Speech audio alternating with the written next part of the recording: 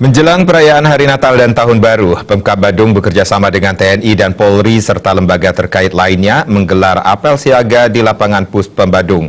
Kegiatan tersebut merupakan bentuk komitmen perangkat negara untuk menjamin keamanan dan kenyamanan masyarakat dalam merayakan Hari Natal dan Tahun Baru di Kabupaten Badung.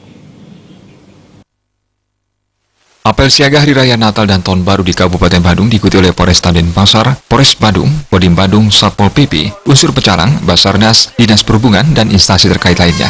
Wakil Bupati Badung Ketusiasa bertindak sebagai inspektur upacara. Ketusiasa dalam kesempatan tersebut memeriksa langsung kesiapan setiap satuan untuk melaksanakan pengamanan Natal dan Tahun Baru.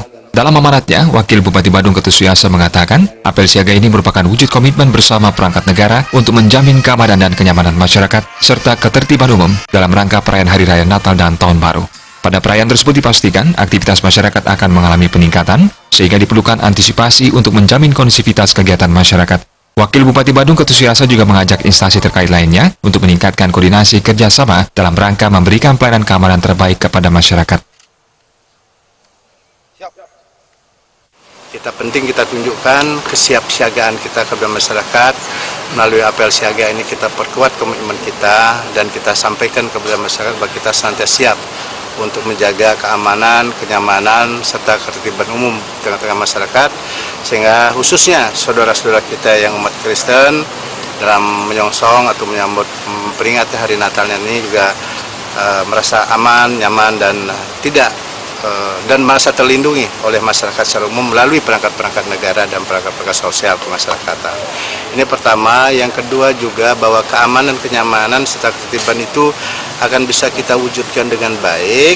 Ya, kondusivitas akan kita bisa wujudkan dengan sebaik-baiknya sesuai harapan masyarakat apabila terjadi satu sinergitas antara komponen-komponen perangkat keamanan dan